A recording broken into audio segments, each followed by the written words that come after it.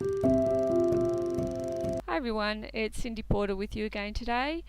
Today I am sharing a scrapbook layout that I created to go with this current challenge over at Art and Soul Studios. Love this kid.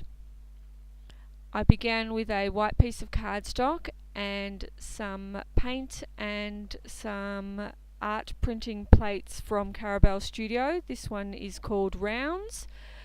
I'm using Dylusions paints in Cherry Pie and Peony Blush, and Dina Wakley paints in Tangerine and Lemon, and using a mix of those four colours to apply to these printing plates with a brayer directly and pressing them onto my cardstock. Gives great results. This is one way to use these plates. The other more traditional method is to use them with gel press plates. I've moved on and changed plates to the With Butterflies paint, also by Carabel Studio, and still using the same colour of paints on this plate as well. Gives fabulous results using it this way, so you don't have to have a gel plate to use these printing plates. I'm now looking to what else I'm going to add to this layout, and these are pieces that I have created on my gel press plates, of which I have done a little video for you as a bonus that'll follow this video in the blog post. So I'm just trying to decide here what pieces I'm going to use for this layout, and I've decided not to use the hexagons at all and actually go with the tags and rectangles. So I am inking those up with Worn Lipstick Distress ink and a little bit of Fired Brick Distress ink also, just around all the edges of those rectangles and the tags as well. Just making sure that they all get a nice inked edge.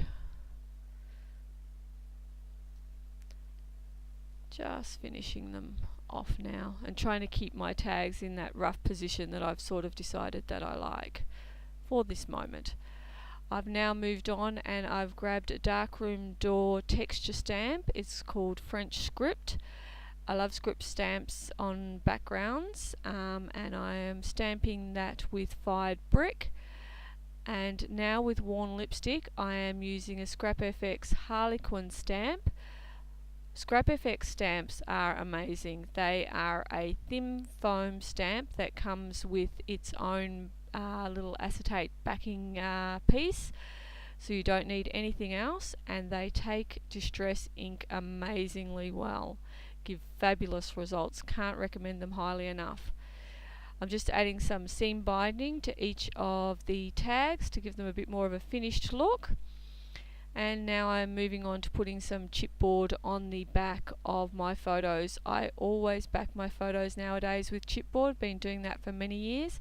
It stops the photos from getting bent or damaged in your scrapbooks, especially if you're like me and you like to use lots of texture and lumpy bumpy bits on your layouts.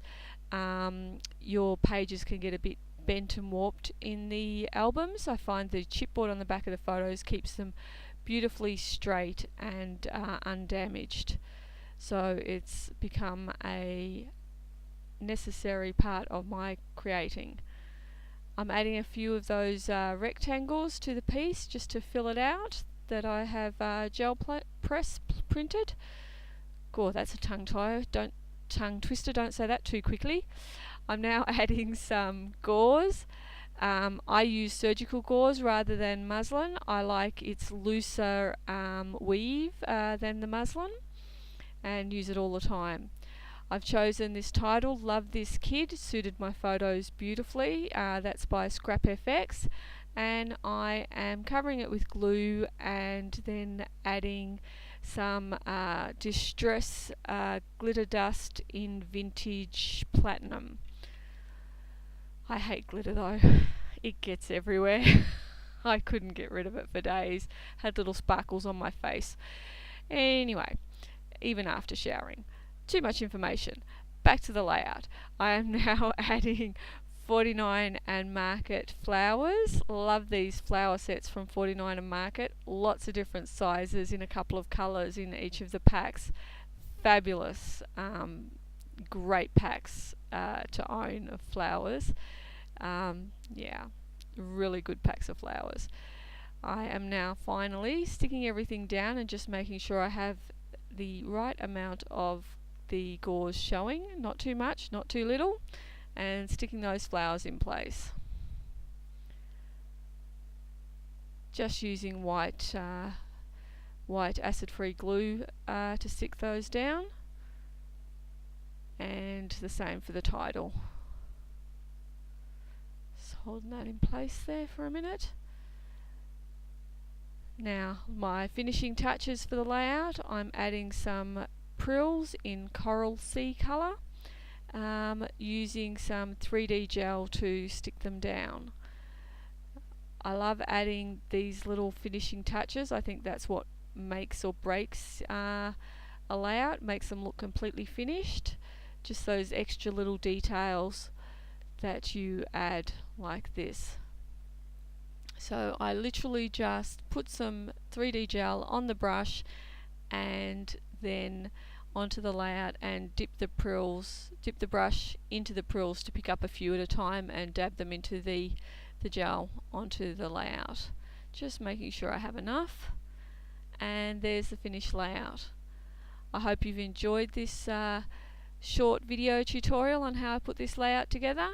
And if you'd like to keep watching further down, you can see how I did my gel press printing for this layout. Thanks very much for joining me. Bye for now.